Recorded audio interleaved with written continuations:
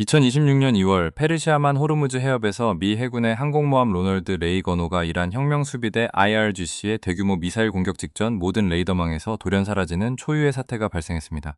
미 해군 사상 최대 규모의 극초음속 미사일 일제 사격이 감행되었으나 10만 톤급의 거대 항공모함은 단 31초 만에 적의 모든 탐지 체계에서 자취를 감추며 공격을 무력화시켰습니다. 사건의 발단은 이란 혁명수비대가 수립한 파지르 알 칼리지 파지르 알 칼리 걸프의 새벽 작전이었습니다. 이란은 지난 14주간 치밀하게 준비된 이 작전을 통해 미 해군의 니미츠급 항공모함 전단을 격침하려 시도했습니다. 이란 측의 전략은 미국의 이지스 방어체계와 근접방어무기체계 CIWS가 물리적으로 대응하기 불가능한 수학적 한계점에 도달하게 만드는 것이었습니다. 이를 위해 이란 전역 14개 발사 지점에서 마하 13의 속도로 비행하는 파타-2882 극초음속 미사일 523발을 동시에 발사하는 전례 없는 화력 투사를 결정했습니다. 하지만 이란의 이 같은 계산은 결정적인 변수를 간과하고 있었습니다. 공격 발생 6주 전 로널드 레이건호는 바레인 해군 지원 시설 NSA에서 72시간 동안 극비리에 네메시스 해상전자기 마스킹 시스템을 장착했습니다.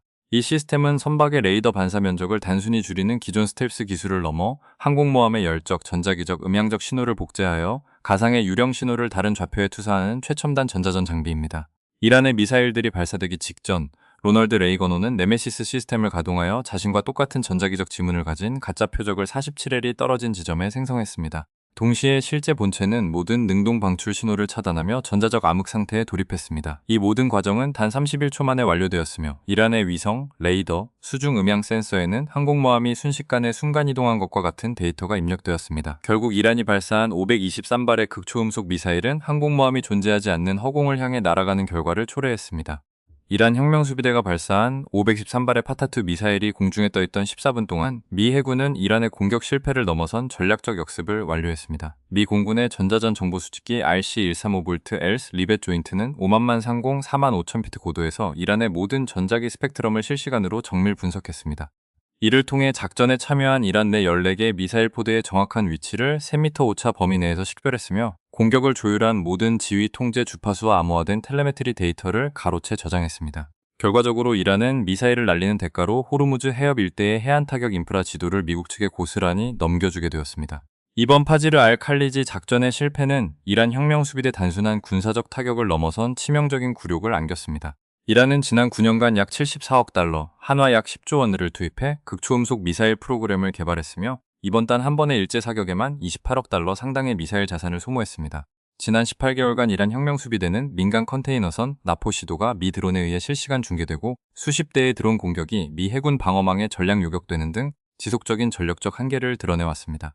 특히 이란 내부적으로 혁명수비대의 정치적 권위와 막대한 예산 집행의 정당성이 호르무즈 해협 봉쇄 능력에 근거하고 있었다는 점에서 이번 대규모 실패는 조직의 존립 근거를 뒤흔드는 사건이 되었습니다. 미사일이 수중에 낙하한 지 4시간 17분 후 로널드 레이건호의 제임스 휘트필드 해군 소장은 즉각적인 보복 대신 의도적인 지연 작전을 수행했습니다. 이는 이란 측의 상황을 파악할 시간을 주는 동시에 인근 사우디아라비아와 아랍에미리트 등 지역 동맹국들이 미국의 압도적인 전력 우위를 목격하게 하려는 고도의 심리전이었습니다. 이후 개시된 94분간의 정밀 타격에서 미 해군 소속 FCA-282 슈퍼 호넷 전투기들은 이란의 14개 미사일 발사 기지와 7개의 해안 레이더 시설, 11개의 고속정 기지를 완파했습니다. 이 과정에서 민간 시설 피해나 인명 살상을 최소화하면서도 이란 혁명수비대의 해안 타격 역량만을 정확히 제거하는 외과수술식 타격이 이루어졌습니다. 이란이 자랑하던 나척의 지휘함은 미 해군에 납포되어 현재 바레인으로 압송 중인 것으로 확인되었습니다. 이번 작전의 실패는 이란 내부의 정치적 지형과 국제 전략에 심각한 균열을 일으키고 있습니다. 2025년 기준 이란 경제는 4.2% 마이너스 성장을 기록했으며 자국 통화 가치가 3년 만에 74% 폭락하는 등 최악의 경제난을 겪고 있습니다. 이런 상황에서 28억 달러 규모의 군사 자산을 허공에 날린 혁명수비대를 향해 내부 여디로는 패배를 넘어선 치욕이라는 뜻의 낭크낭이라는 단어로 분노를 표출하고 있습니다. 전문가들은 이란이 향후 취할 수 있는 행보로 헤즈볼라 등 대리 세력을 동원한 다각도 전면전 혹은 제재 완화를 목표로 한 긴급 핵 협상 복귀라는 극단적인 양갈래 길에 서 있다고 분석합니다. 특히 이번 사건에서 가장 주목해야 할 기술적 사실은 로널드 레이건호가 공격을 받는 순간 미국 본토의 핵 지휘 통제 체계와 자동으로 연결되었다는 점입니다. 네메시스 시스템이 활성화되고 항공모함이 전자적 암흑 상태에 들어갔을 때 함정은 즉시 E-6B 머큐리 통신 중계기를 통해 네브래스카주 우편 공군기지에 위치한 미 전략사령부 STRATCOM으로 교전 상황을 자동 전송했습니다.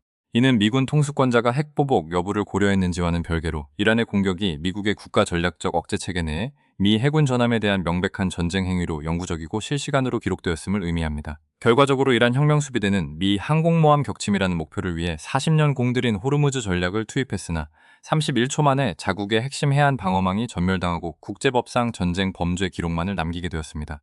현재 테헤란의 외교관들과 법률 전문가들은 이번 극초음속 미사일 발사가 초래할 장기적인 전략적 부채의 규모를 산정하는 데 주력하고 있습니다. 유령 표적에 쏟아부은 523발의 미사일은 결국 이란 자신을 겨눈 부메랑이 되어 돌아왔다는 평가가 지배적입니다. 지금까지 페르시아만 소식 전해드렸습니다. 더 자세한 분석과 이어지는 속보를 원하신다면 구독과 알림 설정을 부탁드립니다. 시청해주셔서 감사합니다.